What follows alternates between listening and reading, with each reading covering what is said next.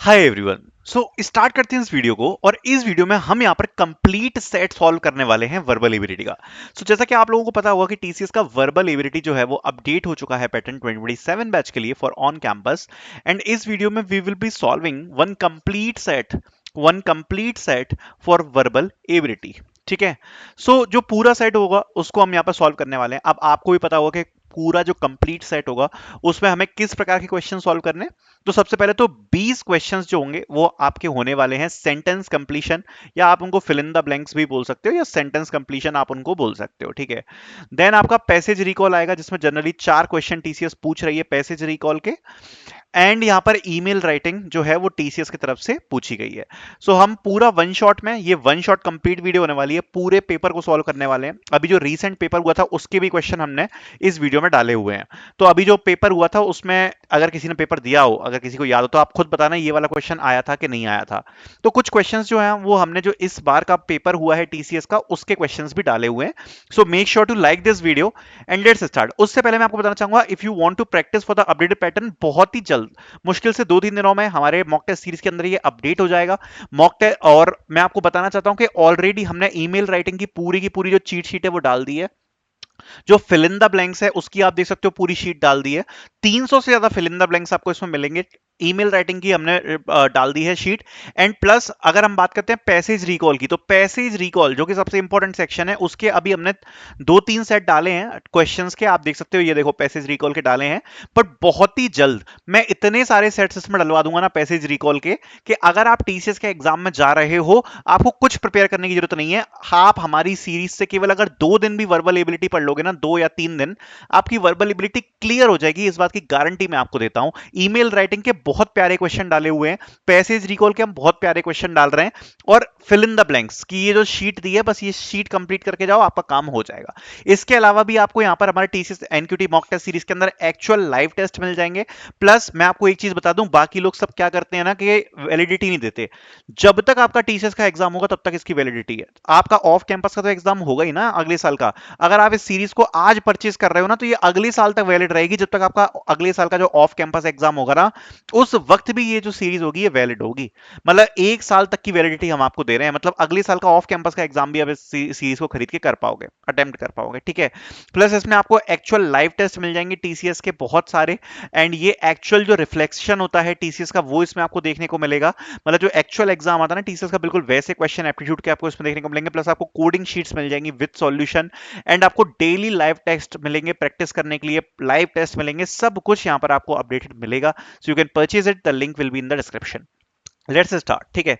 जो updated verbal ability है उसमें इस बार ये ही क्वेश्चन पूछा गया था। मैं प्रीवियस ईयर भी सॉल्व करवा रहा हूं। सबसे पहले हम सॉल्व करेंगे 20 क्वेश्चंस, जो कि पर क्वेश्चन को सॉल्व करने के लिए हमें 25 सेकंड्स का टाइम है, वो टीसीएस की तरफ से दिया गया है। ठीक है।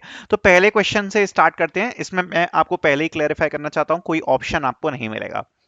Before I start cooking dash I should wash my hand. ठीक है। ये क्वेश्चन इस बार आया था, before I start cooking dash I should wash my hand. इसका आंसर क्या होगा? फर्स्ट। ठीक है। बिफोर आई स्टार्ट कुकिंग, जब मैं खाना बनाना चालू करूं, आप इसको हिंदी में ट्रांसलेट कर लो, उससे पहले, ठीक है, उससे पहले हमें क्या करना है? अपने हैंड्स को वॉश करना है। तो इसका जो आंसर होगा क्या होगा? First. First I should wash my hands. ठीक है। फिर उसके बाद आया living the office please switch off all the lights. ठीक है। सबसे पहले इस प्रकार के जो क्वेश्चंस होते हैं ना, उनका हमेशा कॉन्टेक्स्ट समझा करो। कॉन्टेक्स्ट मतलब, ठीक है। अब ये कह रहा है डैश लिविंग द ऑफिस, तो हमें नहीं पता कि इसका आंसर क्या होगा। Please switch off all the light, सारी लाइटें बंद करके जाना ऑफिस छोड़ने से पहले। ऑफिस छोड़ने से पहले, राइट। तो पहले का मतलब क्या होता है? बिफोर। तो इसलिए इसका जो आंसर है वो क्या आएगा? Before. Before living the office please switch off all the lights. She completed the assignment dash the deadline, उसने जो असाइनमेंट है वो डैश, जो डेडलाइन थी उससे डैश कर लिया। डैश क्या कर लिया? पहले कर लिया, राइट। असाइनमेंट डेडलाइन से पहले कर लिया। ठीक है। इसलिए आंसर इसका क्या आने वाला है? बिफोर। ठीक है। Dash finishing his lunch he return to work. ठीक है। लंच के साथ क्या लिखा है? फिनिश करने के बाद वो अपने वर्क को रिटर्न किया, मतलब उसने अपना लंच कंप्लीट किया होगा तभी वो वर्क को रिटर्न किया है। After finishing the lunch he return to work. ठीक है। The meeting was postponed dash heavy rainfall, meeting को पोस्टपोन किया गया भारी बारिश की वजह से।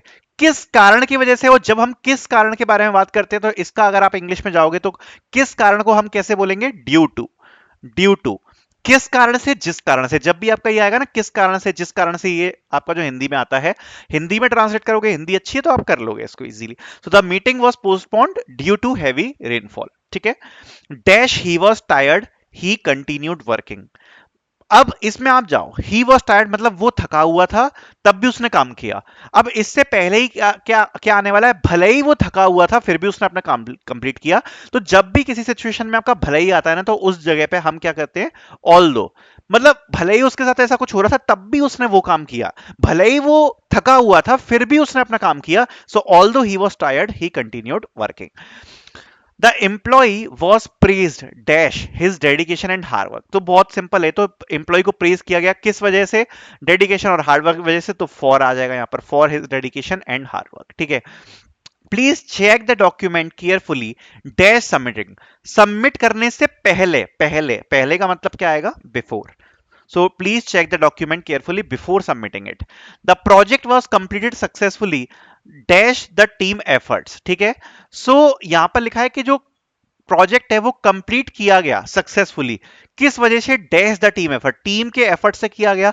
तो ये कारण दिया जा रहा है, प्रोजेक्ट को कंप्लीट किया गया किस कारण से? The team effort. तो कुछ कारण दिया जा रहा है, तो कारण का मतलब क्या होता है? बिकॉज। जब हम कारण देते हैं तो बिकॉज का तो यूज करते हैं कि इस कारण से ऐसा हुआ।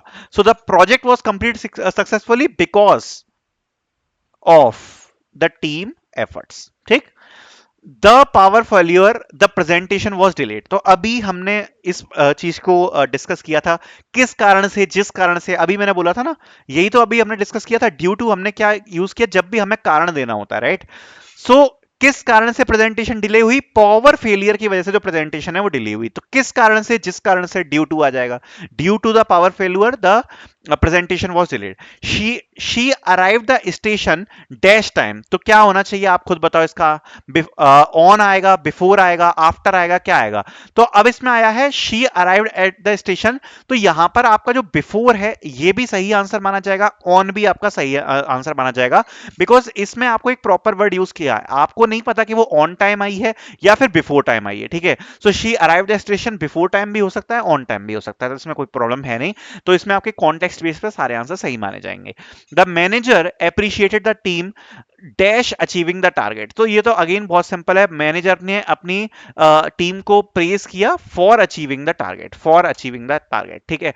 सो देखो, फॉर हम क्या यूज करते हैं? जब एक सिंपल कॉन्टेक्स्ट दिया जा रहा है और किसी सिंपल कॉन्टेक्स्ट में कोई बात बताई जा रही है, सबसे पहले तो कर्म बताया जाता है कि कर्म क्या हुआ, और उसके बाद ये बताया जाता है कि किस वजह से कर्म हुआ है। तो उसमें हम जनरली फॉर यूज कर लेते हैं, बट ये थोड़ा कंफ्यूजिंग भी है। बट जब आपको साउंड आता है ना, उसका एक साउंड आ जाता है, the manager appreciate the team, तो आप बाकी वर्ड्स भी यूज कर सकते हो। सो फॉर इसमें जो करेक्ट है वो यहां पर यूज होगा।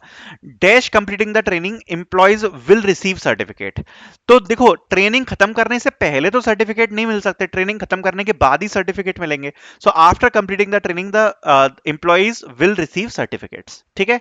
ही could not attend the meeting dash he was unwell. तो ये तो कारण हो गया, सिंपल सिंपल आ जाएगा, बिकॉज ही वाज अनवेल। ठीक है।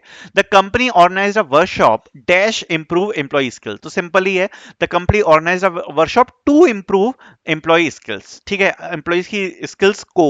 सो जब भी हम यहाँ पर को की बात करते हैं ना, को आया, जब आप हिंदी में ट्रांसलेट करोगे तो जब भी को आता है तो जनरली हम टू का यूज करते हैं। एम्प्लॉयज की कम्युनिकेशन स्किल्स को इंप्रूव करने के लिए वर्कशॉप्स को ऑर्गेनाइज किया है। ठीक है। तो एक को जब आएगा तो आप टू का यूज कर सकते हो। The weather was unfavourable, the event continued as plan. तो देखो अगेन आप इसका कॉन्टेक्स्ट समझो, अभी हमने डिस्कस किया था भले, भले ही को। ठीक है, भले ही मतलब भले ही ऐसा कुछ था तब भी वो चीज हुई, यही तो डिस्कस किया था। तब हम क्या यूज करते हैं? ऑल्दो। अभी मैंने आपको समझाया। So although the weather was unfavourable, मौसम ज्यादा ज्यादा अच्छा था नहीं, पर तब भी जो था, भले ही मौसम ज्यादा खराब था, तब भी जो इवेंट था वो प्लानिंग के हिसाब से चला। So although the weather was unfavourable the event continued as plan. ठीक है। Employees should remain attentive dash the training session. कोई भी चीज अगर चल रही है तब हम ड्यूरिंग का इस्तेमाल करते हैं। ड्यूरिंग, ड्यूरिंग मतलब जब भी कोई चीज चल रही है। So employ should remain attentive during the training session. So अगर आप इसमें यूज करोगे बिफोर, मतलब ट्रेनिंग से पहले अटेंटिव होना चाहिए तो ऐसा तो नहीं होगा, या बाद में होना चाहिए, नहीं, जब ट्रेनिंग सेशन चल रहा है तब हमें अटेंटिव होना है, तो ड्यूरिंग का यूज आ जाएगा। The customer was satisfy dash the quality of service provider, तो ये तो सुनने में ही समझ में आ रहा है कि इसमें आएगा विथ। ठीक है, जब भी साथ यूज होता है ना, साथ, साथ, के साथ, तो हम हमेशा विथ यूज करते हैं। कस्टमर सेटिस्फाइड था क्वालिटी ऑफ प्रोडक्ट, ठीक है, क्वालिटी ऑफ प्रोडक्ट के साथ या से भी आप बोल सकते हो। सो किसी भी चीज से कस्टमर सेटिस्फाइड है या किसी भी चीज के साथ कोई कस्टमर सेटिस्फाइड है, तो सिंपल ही है, विथ का यहां पर हम यूज करते हैं। ठीक है, you may contact the support team dash you require assistant. ठीक है, आप सपोर्ट टीम को कांटेक्ट कर सकते हो जब भी आपको असिस्टेंट की रिक्वायरमेंट हो। तो जब भी, ठीक है, जब भी को इंग्लिश में क्या बोलते हैं, वेनेवर, जब भी आपको रिक्वायरमेंट हो सपोर्ट की तो आप सपोर्ट टीम को कांटेक्ट कर सकते हो, तो वेनेवर ही तो बोलते हैं, जब भी आपको रिक्वायरमेंट, वेनेवर। ठीक है, the report must be review dash it is submitted to the client, तो क्लाइंट को सबमिट करने से पहले ही रिव्यू होगी, तो बिफोर इसका आंसर आ जाएगा। सो आई होप ये जो 20 क्वेश्चन है हमने सॉल्व कर लिए हैं। 25 सेकंड्स आपको मिलते हैं पर क्वेश्चन को सॉल्व करने के लिए, और अगर आपको प्रैक्टिस करनी है इन क्वेश्चंस की तो डेफिनेटली बहुत सारे क्वेश्चंस की शीट हमने प्रोवाइड करा दी है ऑलरेडी अपने मॉक टेस्ट सीरीज के अंदर, through which you can practice. Also सारे सब्जेक्ट के लिए आपको मल्टीपल टेस्ट मिल जाएंगे प्रैक्टिस करने के लिए मॉक टेस्ट सीरीज के अंदर, पूरा टीसीएस को कवर करते हुए। अब हमें सॉल्व करना है पैसेज रिकॉल, तो पैसेज रिकॉल पर आ जाते हैं। पैसेज रिकॉल कैसे दिखेगा और हमने कैसे प्रोवाइड कराया मैं आपको दिखा देता हूं। जनरली आपको केवल 30 सेकंड मिलते हैं पैसेज पढ़ने के लिए, तो आप देख सकते हो ये पैसेज है आपका, आपको 30 सेकंड टाइम मिलेगा, टाइमर चल रहा है। सो इसमें लिखा है Ravi was a curious boy in a small town, तो सबसे पहले आपको आपके दिमाग में रखना है कि रवि क्या है, क्यूरियस लड़का है अपने छोटे से घर में। One day he found an old की बरीड नियर द रिवर, उसको आपकी नदी के पास एक छोटी पुरानी चाबी मिल गई। The villager said it belong to a forgotten temple, ये कोई पुराने भूले हुए टेंपल पे मिला। Driven by excitement he set out to find the place, after days of searching he unlock the temple door, inside he discovered not gold but ancient book of wisdom. तो सबसे पहले इसमें क्या बताया गया, रवि एक छोटा लड़का है, ठीक है, और जो पुरानी चाबी है उसको वो मिली कहाँ, नदी के पास। विलेजर्स जो गांव वाले थे उनने क्या बोला कि ये कोई भूले हुए टेंपल की है, तो वह एक्साइटमेंट में उस चीज को उसने ढूंढा। उसके बाद काफी दिन ढूंढने के बाद वो टेंपल का जो डोर था उस पर बैठा, एंड वहां पर उसको गोल्ड तो नहीं मिला बट वहां पे उसको कुछ किताबें मिली। तो ये आपने पैसेज पढ़ा, ये आपको बहुत कम टाइम मिलेगा, केवल 30 सेकंड, इसलिए ये टफ है, और 30 सेकंड में आपको सॉल्व करना पड़ेगा। और आप सामने देख सकते हो जैसे ही आपके 30 सेकंड खत्म हुए, अपने आप, मैंने तो कुछ क्लिक नहीं किया, अपने आप ये आंसर जो है वो ऐसे ओपन हो जाएगा।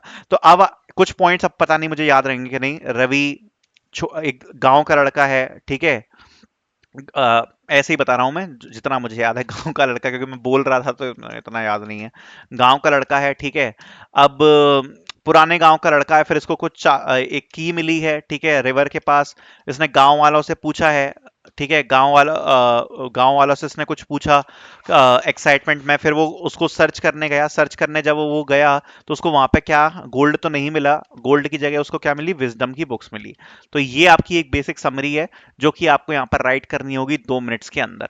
तो आपने पैसेज पढ़ा था, पैसेज को पढ़ने के बाद आपको सेम चीज जो है वो आपको अपने वर्ड्स में राइट करनी है। सो this was the passage recall, ठीक है। सो आई होप ये चीज आपको क्लियर हुई होगी। एक बार क्वेश्चन कर लेते हैं हम इसी का, पैसेज रिकॉल का दोबारा से करते हैं। Meera lived in a bustling city. She always dreamt of opening a small bakery. One morning, she found a vacant shop near the park. With her savings, she rented it and began baking. At first, only a few neighbors come to buy. Word spread quickly about her delicious cake. Soon, the shop was filled with happy customers. Meera realized her dream had finally come true. भैया मीरा मीरा है जो एक city में रह रही है, हमेशा वो ओन करना चाहती थी बेकरी को। एक सुबह उसने एक उसको वेकेंट शॉप मिली, ठीक है, एंड उसने अपनी सेविंग से उसको रेंट कर लिया और अपनी बेकिंग को चालू किया। उसके बाद शुरू में तो कुछ कम ही पड़ोसी आए उसके बाद, लेकिन उसके डिलीशियस केक के कारण जो उसकी कहानी थी वो फैल गई और फिर हैप्पी कस्टमर से भर गई। एंड उसके बाद जो उसका ड्रीम था वो उसका यहाँ पर ट्रू हो गया। तो सिंपल है, एक छोटा बेकरी चाहती थी वो, एक बिजी सिटी में रह रही है, उसको फिर रेंट कर ली उसने एक शॉप। उसके बाद अपना काम चालू किया। शुरू में तो कम ही पड़ोसी आए, कम पड़ोसी आने के बाद उनसे जो वर्ड्स है वो फैल गया, एंड फिर जाके जो हैप्पी कस्टमर्स थे वो बन गए। अब लिखने के लिए आ गया, तो लिखने में सबसे पहले हमारे पॉइंट्स क्या है, मीरा थी जो एक सिटी में रह रही है, उसका क्या उसको बेकरी की शॉप चाहिए थी, फिर उसने वो उसको रेंट करी। रेंट करने के बाद स्टार्टिंग में तो उसके जो कस्टमर्स थे वो कस्टमर्स कम आए, नाइबर्स ही आए।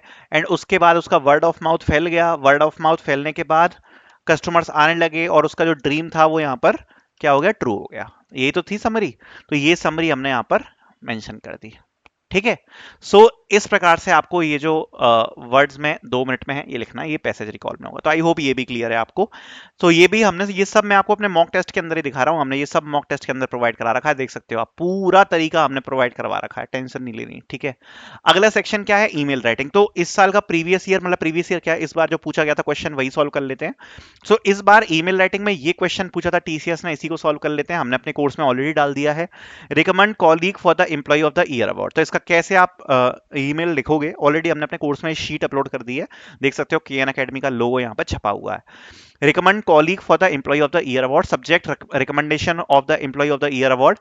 Dear manager, I am writing to recommend my colleague Rahul Sharma for the Employee of the Year award. Over the past year, Rahul has consistently demonstrated exceptional dedication, professionalism, and commitment towards his responsibilities. He has played a key role in the successful completion of several important projects and always been willing to support the team members whenever challenges arise. His technical expertise, problem solving skills, ability to work effectively under pressure have contributed significantly for our team success.